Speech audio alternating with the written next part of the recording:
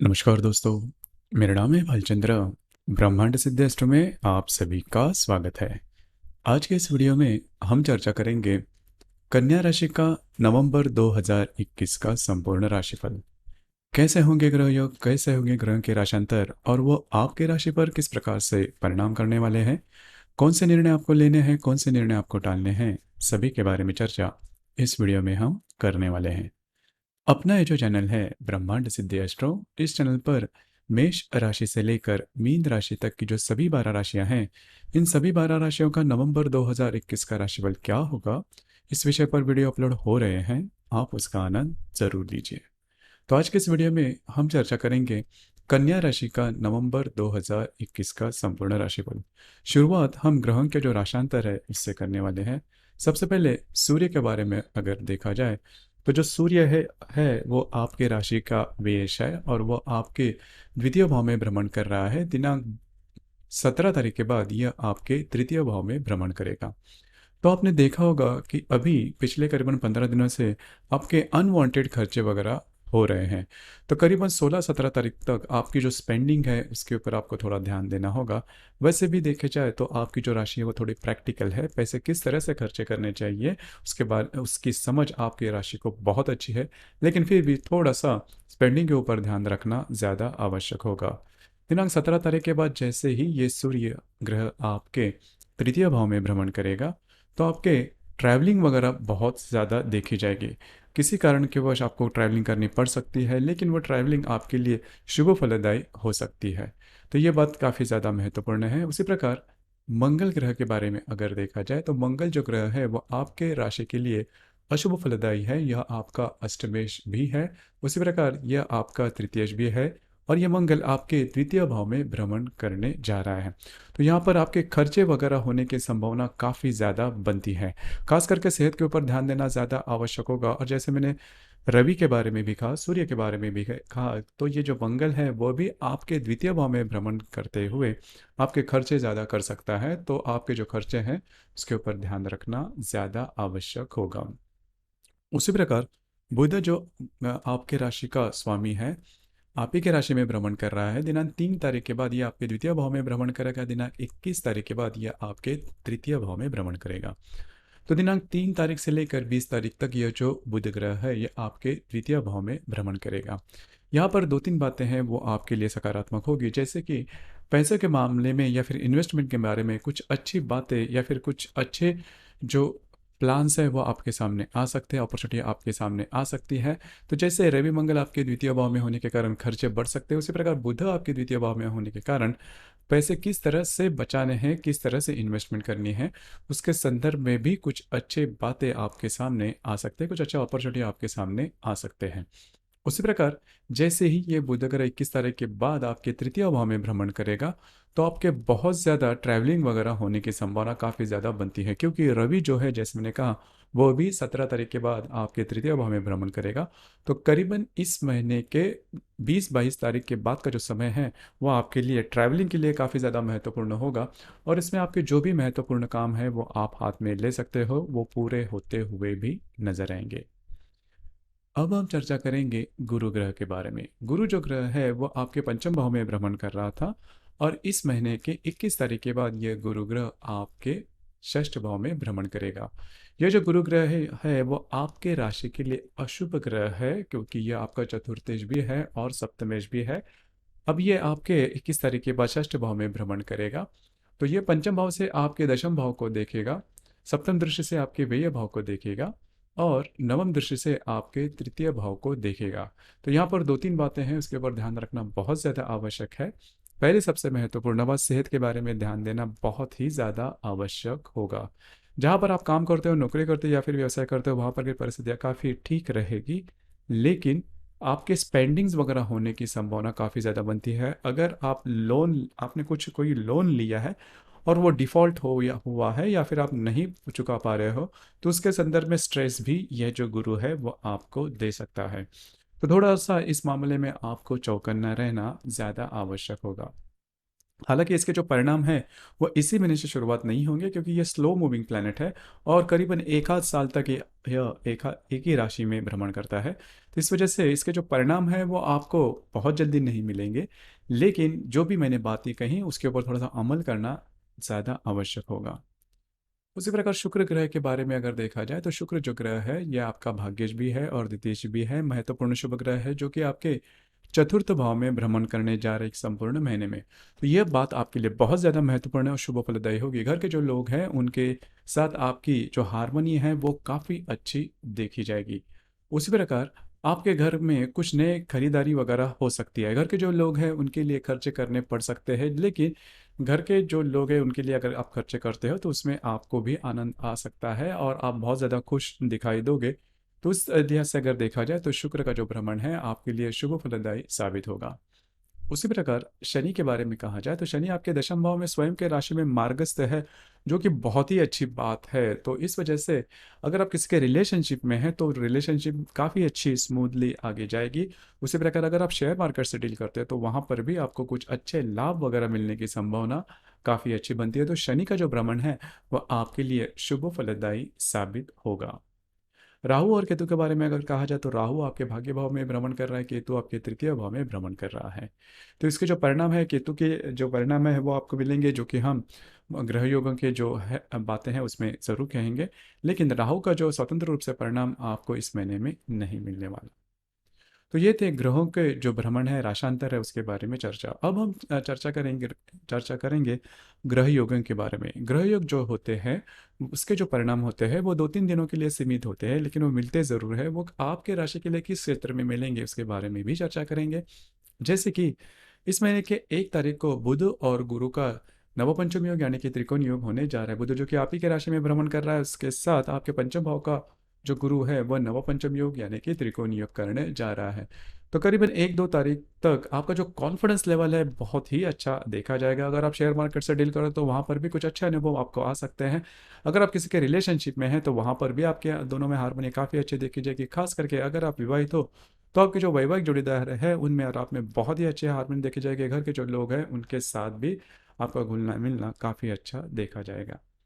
उसी प्रकार दिनांक 4 तारीख को रवि जो कि आपके द्वितीय भाव में है, इसके साथ आपके अष्टम भाव का जो हर्षल है वो प्रतियोग करने जा रहा है। तो करीबन 3, 4, 5 इस तारीखों के दरमियान इस ग्रह योग का प्रभाव है वो देखा जाएगा। इसमें पैसे के संदर्भ में कोई भी बात है तो उसके संदर्भ में किसी भी प्रकार के बड़े डिसीजन नहीं लेना। हालांकि वो इन्वेस्टमेंट के बारे में हो, खर्चे के बारे में हो या फिर इनकम के बारे में हो, बड़े डिसीजन या फिर रिस्क फैक्टर वाले जो डिसीजन है वो बिल्कुल भी नहीं लेना, क्योंकि आप उसमें बुरी तरह से फंस सकते हो। उसी तरह दिनांक 10 तारीख को 3 ग्रह योग होने जा रहे हैं, जिसमें मंगल और शनि का केंद्र योग होने जा रहा है। मंगल जो कि आपके द्वितीय भाव में है, उसके साथ आपके पंचम भाव में स्थित शनि का केंद्र योग होने जा रहा है। यह केंद्र की दृष्टि अधिष्ठित केंद्र योग होने जा रहा है। तो इसका सबसे पहला जो आपको परिणाम मिलेगा वो है, अगर आप किसी के रिलेशनशिप में हैं तो वहाँ पर आप दोनों में प्रॉब्लम कॉम्प्लिकेशंस हो सकते हैं और वो थोड़े बढ़ भी सकते हैं, तो ध्यान दीजिए। उसी प्रकार इन दिनों में मतलब 9, 10 और 11 तारीख को किसी भी प्रकार के बड़े ट्रेड अगर आप शेयर मार्केट से डील करते हो बिल्कुल भी नहीं करना। खुद के सेहत के बारे में भी ध्यान देना ज़्यादा आवश्यक होगा। उसी प्रकार बुध और मंगल की युति भी होने जा रही है आपके द्वितीय भाव में। तो यहाँ पर अपने सेहत के बारे में ध्यान देना ज़्यादा आवश्यक होगा। कमिटमेंट इन दिनों के दरमियान मतलब 9, 10 और 11 तारीख के दरमियान बिल्कुल भी नहीं करना। उसी प्रकार बुध और शनि का केंद्र योग भी होने जा रहा है। बुध जो कि आपके द्वितीय भाव में होगा, उसके साथ आपके पंचम भाव का जो शनि है वो केंद्र योग करने जा रहा है। तो यह जो दिन है, यह जो प्रभाव होगा इस ग्रह का, उसमें आपका जो स्ट्रेस लेवल है वो काफ़ी देखा जाएगा और आपकी जो राशि है स्ट्रेस ज़्यादा सहन नहीं कर पाती। अगर स्ट्रेस ज़्यादा आता है तो आप पूरी तरह से ब्लैंक हो जाते हो, और अगर आप ब्लैंक होते हो तो डिसीजन जल्दी से नहीं ले पाते या फिर आप डिसीजन जो है वो अच्छे से नहीं ले पाओगे। तो इसी वजह से इन दिनों में मतलब 9, 10 और 11 तारीख के दरमियान किसी भी प्रकार के बड़े निर्णय, चाहे वो किसी भी क्षेत्र से हो, बिल्कुल भी नहीं लेना। उसी प्रकार दिनांक 12 तारीख को रवि और नेपच्यून का त्रिकोण योग होने जा रहा है। रवि जो कि आपके द्वितीय भाव में है, उसके साथ आपके षष्ठ भाव का जो नेपच्यून है वह नवपंचम योग यानी कि त्रिकोण योग करने जा रहा है।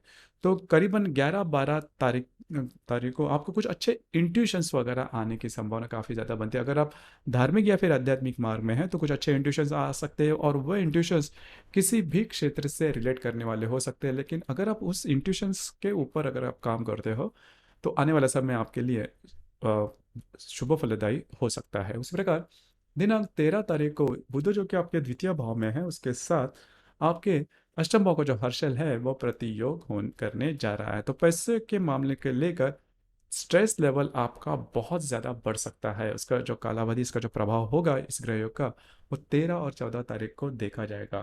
तो इन दरमियान थोड़ा सा खुद पर संयम रखना ज़्यादा आवश्यक होगा। उसी प्रकार दिनांक 17 तारीख को मंगल और हर्षल का प्रतियोग भी होने जा रहा है। मंगल जो कि आपके द्वितीय भाव में है, उसके साथ आपके जो अष्टम भाव का जो हर्षल है वो प्रतियोग करने जा रहा है। तो यहाँ पर भी आपको अपने सेहत के ऊपर ध्यान रखना बहुत ही ज़्यादा आवश्यक होगा। किसी भी प्रकार के बड़े रिस्क पैसों को लेकर नहीं करना, क्योंकि भविष्य में जाके उसका आपको खामियाजा भुगतना पड़ सकता है। यह जो ग्रह योग है इसका जो प्रभाव है वो 16-17 तारीख को खास करके देखा जाएगा। उसी प्रकार दिनांक 18 तारीख को बुध जो कि आपके द्वितीय भाव में है, उसके साथ आपके षष्ठ भाव का जो नेपच्यून है वह नवा पंचम योग यानी कि त्रिकोण योग करने जा रहा है। तो यह जो ग्रह योग है आपके लिए शुभ फलदायी होगा। 18-19 तारीख को इसका जो प्रभाव है, शुभ प्रभाव है, वह देखा जाएगा। आपको कुछ बहुत ही अच्छे इंट्यूशंस आ सकते हैं जो कि आपकी नौकरी के संदर्भ में हो सकता है, पैसे के मामले में हो सकता है, पैसे की इनकम किस तरह से की जाए उसके संदर्भ में हो सकता है, या फिर इन्वेस्टमेंट के बारे में कुछ अच्छी नई बातें या फिर प्लान्स आपके सामने आ सकते हैं जो कि भविष्य में जाके आपके लिए शुभ फलदायी साबित हो सकते हैं। उसी प्रकार आपके चतुर्थ भाव में स्थित शुक्र के साथ आपके अष्टम भाव का जो हर्षल है वह नवपंचम योग यानी कि त्रिकोण योग करने जा रहा है। तो यहाँ यह जो ग्रह योग है आपके लिए बहुत ज़्यादा शुभ फलदायी होगा। पहला इसका जो परिणाम होगा, आपके जो घर के लोग हैं उनके साथ आपकी हारमोनी काफ़ी अच्छी देखी जाएगी। पैसे के मामले में आपको कुछ अच्छे रिजल्ट्स वगैरह आ सकते हैं। जो भी आपने इन्वेस्टमेंट किया है या फिर जो भी बातें की हैं उसके साथ कुछ अच्छे रिजल्ट्स, आपके पैसे के मामले में जो भी स्ट्रेस है वो काफ़ी मायनों में कम होते हुए नजर आएगा। उसी प्रकार इन दिनों में, मतलब इसका जो प्रभाव है वो देखा जाएगा 19 और 20 तारीख को। तो इस दिनों यह जो दिन है आपके लिए लकी डे भी साबित हो सकते हैं। जो काम आप हाथ में लोगे वो पूरे होते हुए नजर आएंगे। जो काम आपके अटके हुए हैं, जो कि पूरे नहीं हो रहे हैं, इन दिनों में आप हाथ में ले सकते हैं, वो पूरे होते हुए नजर आएंगे। उसी प्रकार आपके तृतीय भाव में रवि और केतु की युति होने जा रही है। अब ये जो ग्रह योग है स्ट्रेस वाला आपके लिए हो सकता है। जो जैसे मैंने कहा कि अगर आपने किसी से लोन लिया है, उसका डिफॉल्ट हुआ है, आप नहीं वो चुका पा रहे हैं, तो उसके संदर्भ में स्ट्रेस काफ़ी ज़्यादा बढ़ सकता है। 22, 23 और 24 तारीख को ये जो स्ट्रेस लेवल है इसके संदर्भ में कुछ बातें हो सकती है, तो ध्यान रखिए। उसी प्रकार इन दिनों में कोई बड़ी ट्रैवलिंग नहीं करना। उसी प्रकार दिनांक 29 तारीख को रवि और बुध की युति होने जा रही है आपके तृतीय भाव में। अब यह ग्रह योग आपके लिए बहुत ज्यादा महत्वपूर्ण और शुभ फलदायी होगा। उसी प्रकार उस इसी दिन पर, मतलब 19 तारीख को ही मंगल और नेपच्यून का त्रिकोण योग भी होने जा रहा है। मंगल जो कि आपके द्वितीय भाव में है, उसके साथ आपके षष्ठ भाव का जो नेपच्यून है वो नवपंचम योग यानी कि त्रिकोण योग करने जा रहा है। अनएक्सपेक्टेड लाभ वगैरह मिलने की संभावना काफी ज्यादा बनती है, या फिर ऐसे लाभ जिसके बारे में आपने सोचा नहीं था उस प्रकार के लाभ आपको मिल सकते हैं जो कि आपके लिए शुभ फलदायी साबित हो सकते हैं। उसी प्रकार दिनांक 30 तारीख को शनि जो कि आपके पंचम भाव में है, उसके साथ आपके तृतीय भाव का जो रवि बुध है वह लाभ योग करने जा रहा है। और 30 तारीख को ही शुक्र जो कि आपके चतुर्थ भाव में है, उसके साथ आपके षष्ठ भाव का जो नेपच्यून है वो भी लाभ योग करने जा रहा है। तो कुल मिलाकर 30 तारीख, मतलब 29, 30 तारीख को आपको कुछ अच्छे लाभ वगैरह मिल सकते हैं। घर के जो लोग हैं उनके साथ भी आपकी हारमोनी काफ़ी अच्छी देखी जाएगी। जो भी काम आप हाथ में लोगे वो पूरे होते हुए नजर आएंगे। तो कुल मिला के देखा जाए तो ये जो संपूर्ण माह है नवंबर 2021 का, उसमें थोड़ा सा आपको ये ध्यान रखना होगा कि किसी भी प्रकार के लोन या फिर कमिटमेंट प्रोमिसेस इस महीने में बिल्कुल भी नहीं करना, और थोड़ा सा सेहत के ऊपर ध्यान देना ज़्यादा आवश्यक होगा। उसी प्रकार इस महीने की जो अमावस है वो 4 तारीख को हो रही है आपके द्वितीय भाव में, और जो पूर्णिमा है वो 19 तारीख को होने जा रहे हैं। तो यहाँ पर 2-3 बातें ध्यान में रखना ज़्यादा आवश्यक होगा। अमावस और पूर्णिमा के दिन चंद्रमा और सूर्य का जो आकर्षण होता है पृथ्वी के प्रति वो काफ़ी ज़्यादा देखा जाता है। इसी वजह से हमारी जो भावनाएं होती हैं वो काफ़ी तीव्रतम देखी जाती है। इस वजह से हम निर्णय नहीं ले पाते। तो इसी वजह से इन 2 दिनों में किसी भी प्रकार के महत्वपूर्ण निर्णय, कमिटमेंट, प्रोमिसेस या फिर कोई नया काम बिल्कुल भी शुरुआत नहीं करना, क्योंकि अगर आप बहुत ज़्यादा इमोशनल हो जाते हो तो आपके जो निर्णय है वो चूकने की संभावना काफ़ी ज़्यादा बनती है। तो ये जो 2 दिन है इस महीने के 4 तारीख और 19 तारीख, इन 2 दिनों में किसी भी प्रकार के बड़े निर्णय नहीं लेना। तो दोस्तों ये था कन्या राशि का नवंबर 2021 का संपूर्ण राशिफल। नवंबर महीने में दीपावली का पर्व शुरू होने जा रहा है। ब्रह्मांड सिद्धि एस्ट्रो परिवार की ओर से आप सभी को ढेरों ढेरों शुभकामनाएं। धन्यवाद।